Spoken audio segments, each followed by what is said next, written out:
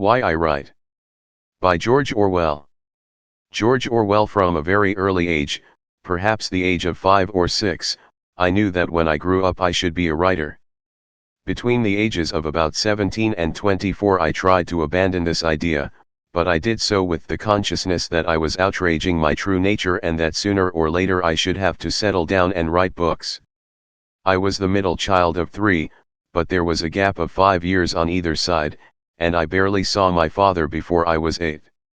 For this and other reasons I was somewhat lonely, and I soon developed disagreeable mannerisms which made me unpopular throughout my school days. I had the lonely child's habit of making up stories and holding conversations with imaginary persons, and I think from the very start my literary ambitions were mixed up with the feeling of being isolated and undervalued. I knew that I had a facility with words and a power of facing unpleasant facts, and I felt that this created a sort of private world in which I could get my own back for my failure in everyday life. Nevertheless, the volume of serious, i.e. seriously intended, writing which I produced all through my childhood and boyhood would not amount to half a dozen pages. I wrote my first poem at the age of 4 or 5, my mother taking it down to dictation. I cannot remember anything about it except that it was about a tiger and the tiger had chair-like teeth, a good enough phrase, but I fancy the poem was a plagiarism of Blake's Tiger. At 11, when the war or 1914-18 broke out, I wrote a patriotic poem which was printed in the local newspaper, as was another, 2 years later, on the death of Kitchener. From time to time, when I was a bit older, I wrote bad and usually unfinished nature poems in the Georgian style. I also attempted a short story which was a ghastly failure. That was the total of the would-be serious work that I actually set down on paper during all those years. However, throughout this time I did in a sense engage in literary activities. To begin with, there was the made-to-order stuff which I produced quickly, easily, and without much pleasure to myself. Apart from school work, I wrote vers d'occasion, semi-comic poems which I could turn out at what now seems to me astonishing speed. At 14 I wrote a whole rhyming play, in imitation of Aristophanes, in about a week, and helped to edit a school magazines, both printed and in manuscript. These magazines were the most pitiful burlesque stuff that you could imagine, and I took far less trouble with them than I now would with the cheapest journalism. But side by side with all this, for 15 years or more, I was carrying out a literary exercise of a quite different kind. This was the making up of a continuous story about myself, a sort of diary existing only in the mind. I believe this is a common habit of children and adolescents. As a very small child I used to imagine that I was, say, Robin Hood, and picture myself as the hero of thrilling adventures, but quite soon my story ceased to be narcissistic in a crude way and became more and more a mere description of what I was doing and the things I saw. For minutes at a time this kind of thing would be running through my head. He pushed the door open and entered the room. A yellow beam of sunlight, filtering through the muslin curtains, slanted onto the table, where a matchbox, half open, lay beside the inkpot. With his right hand in his pocket he moved across to the window. Down in the street a tortoise-shell cat was chasing a dead leaf, etc., etc. This habit continued until I was about 25, right through my non-literary years. Although I had to search, and did search, for the right words, I seemed to be making this descriptive effort almost against my will, under a kind of compulsion from outside. The story must, I suppose, have reflected the styles of the various writers I admired at different ages, but so far as I remember it always had the same meticulous descriptive quality. When I was about 16 I suddenly discovered the joy of mere words, i.e. the sounds and associations of words. The lines from Paradise Lost. So he with difficulty and labor hard moved on, with difficulty and labor he, which do not now seem to me so very wonderful, sent shivers down my backbone, and the spelling he for he was an added pleasure. As for the need to describe things, I knew all about it already. So it is clear what kind of books I wanted to write, in so far as I could be said to want to write books at that time. I wanted to write enormous naturalistic novels with unhappy endings, full of detailed descriptions and arresting similes, and also full of purple passages in which words were used partly for the sake of their own sound. And in fact my first completed novel, Burmese Days, which I wrote when I was 30 but projected much earlier, is rather that kind of book. I give all this background information because I do not think one can assess a writer's motives without knowing something of his early development. His subject matter will be determined by the age he lives in, at least this is true in tumultuous, revolutionary ages like our own, but before he ever begins to write he will have acquired an emotional attitude from which he will never completely escape. It is his job, no doubt, to discipline his temperament and avoid getting stuck at some immature stage, in some perverse mood, but if he escapes from his early influences altogether, he will have killed his impulse to write. Putting aside the need to earn a living, I think there are 4 great motives for writing, at any rate for writing prose. They exist in different degrees in every writer, and in any one writer the proportions will vary from time to time, according to the atmosphere in which he is living. They are: 1. Sheer egoism. Desire to seem clever, to be talked about, to be remembered after death, to get your own back on the grown ups who snubbed you in childhood, etc., etc. It is humbug to pretend this is not a motive, and a strong one. Writers share this characteristic with scientists, artists, politicians, lawyers, soldiers, successful businessmen, in short, with the whole top crust of humanity. The great mass of human beings are not acutely selfish. After the age of about 30 they almost abandon the sense of being individuals at all, and live chiefly for others, or are simply smothered under drudgery. But there is also the minority of gifted, willful people who are determined to live their own lives to the end, and writers belong in this class. Serious writers, I should say, are on the whole more vain and self-centered than journalists, though less interested in money. 2. Aesthetic enthusiasm. Perception of beauty in the external world, or, on the other hand, in words and their right arrangement. Pleasure in the impact of one sound on another, in the firmness of good prose or the rhythm of a good story. Desire to share an experience which one feels is valuable and ought not to be missed.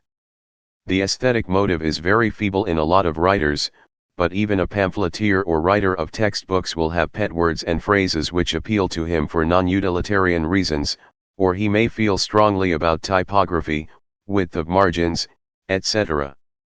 Above the level of a railway guide, no book is quite free from aesthetic considerations. 3. Historical impulse. Desire to see things as they are, to find out true facts and store them up for the use of posterity. 4. Political purpose. Using the word political in the widest possible sense. Desire to push the world in a certain direction, to alter other people's idea of the kind of society that they should strive after. Once again, no book is genuinely free from political bias. The opinion that art should have nothing to do with politics is itself a political attitude. It can be seen how these various impulses must war against one another, and how they must fluctuate from person to person and from time to time. By nature, taking your nature to be the state you have attained when you are first adult, I am a person in whom the first 3 motives would outweigh the 4th. In a peaceful age I might have written ornate or merely descriptive books, and might have remained almost unaware of my political loyalties. As it is I have been forced into becoming a sort of pamphleteer. First I spent 5 years in an unsuitable profession, the Indian Imperial Police, in Burma, and then I underwent poverty and the sense of failure. This increased my natural hatred of authority and made me for the first time fully aware of the existence of the working classes, and the job in Burma had given me some understanding of the nature of imperialism, but these experiences were not enough to give me an accurate political orientation. Then came Hitler, the Spanish Civil War, etc. By the end of 1935 I had still failed to reach a firm decision. I remember a little poem that I wrote at that date, expressing my dilemma. A happy vicar I might have been 200 years ago, to preach upon eternal doom, and watch my walnuts grow. But born, alas, in an evil time. I missed that pleasant haven. For the hair has grown on my upper lip. And the clergy are all clean shaven. And later still the times were good. We were so easy to please. We rocked our troubled thoughts to sleep. On the bosoms of the trees. All ignorant we dared to own the joys we now dissemble. The green finch on the apple bough could make my enemies tremble. But girls' bellies and apricots, roach in a shaded stream, horses, ducks in flight at dawn, all these are a dream. It is forbidden to dream again. We maim our joys or hide them. Horses are made of chromium steel, and little fat men shall ride them. I am the worm who never turned, the eunuch without a harem. Between the priest and the commissar, I walk like Eugene Aram. And the commissar is telling my fortune, while the radio plays. But the priest has promised in Austin 7. For Dougie always pays. I dreamt I dwelt in marble halls, and woke to find it true. I wasn't born for an age like this. Was Smith? Was Jones? Were you? The Spanish War and other events in 1936–37 turned the scale, and thereafter I knew where I stood. Every line of serious work that I have written since 1936 has been written, directly or indirectly, against totalitarianism and for democratic socialism, as I understand it. It seems to me nonsense, in a period like our own, to think that one can avoid writing of such subjects. Everyone writes of them in one guise or another. It is simply a question of which side one takes and what approach one follows. And the more one is conscious of one's political bias, the more chance one has of acting politically without sacrificing one's aesthetic and intellectual integrity. What I have most wanted to do throughout the past 10 years is to make political writing into an art. My starting point is always a feeling of partisanship, a sense of injustice. When I sit down to write a book, I do not say to myself, I am going to produce a work of art. I write it because there is some lie that I want to expose, some fact to which I want to draw attention, and my initial concern is to get a hearing. But I could not do the work of writing a book, or even a long magazine article, if it were not also an aesthetic experience. Anyone who cares to examine my work will see that even when it is downright propaganda, it contains much that a full-time politician would consider irrelevant. I am not able, and do not want, completely to abandon the worldview that I acquired in childhood. So long as I remain alive and well, I shall continue to feel strongly about prose style, to love the surface of the earth, and to take a pleasure in solid objects and scraps of useless information. It is no use trying to suppress that side of myself. The job is to reconcile my ingrained likes and dislikes with the essentially public, non-individual activities that this age forces on all of us. It is not easy. It raises problems of construction and of language, and it raises in a new way the problem of truthfulness. Let me give just one example of the cruder kind of difficulty that arises. My book about the Spanish Civil War, Homage to Catalonia, is of course a frankly political book, but in the main it is written with a certain detachment and regard for form. I did try very hard in it to tell the whole truth without violating my literary instincts. But among other things it contains a long chapter, full of newspaper quotations and the like, defending the Trotskyists who were accused of plotting with Franco.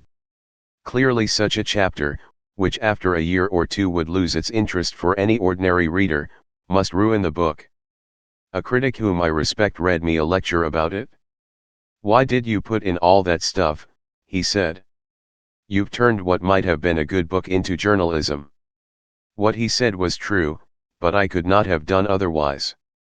I happened to know, what very few people in England had been allowed to know, that innocent men were being falsely accused. If I had not been angry about that, I should never have written the book. In one form or another this problem comes up again. The problem of language is subtler and would take too long to discuss. I will only say that of late years I have tried to write less picturesquely and more exactly.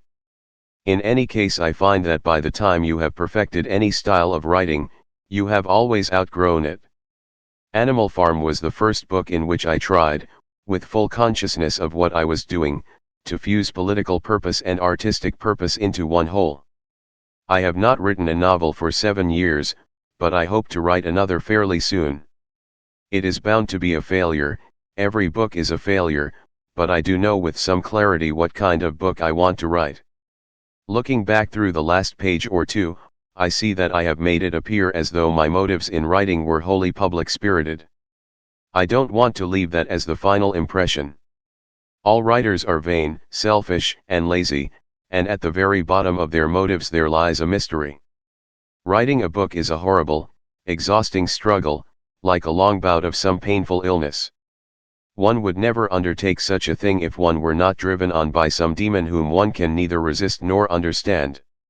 For all one knows that demon is simply the same instinct that makes a baby squall for attention. And yet it is also true that one can write nothing readable unless one constantly struggles to efface one's own personality. Good prose is like a window pane. I cannot say with certainty which of my motives are the strongest, but I know which of them deserve to be followed. And looking back through my work, I see that it is invariably where I lacked a political purpose that I wrote lifeless books and was betrayed into purple passages, sentences without meaning, decorative adjectives, and humbug generally.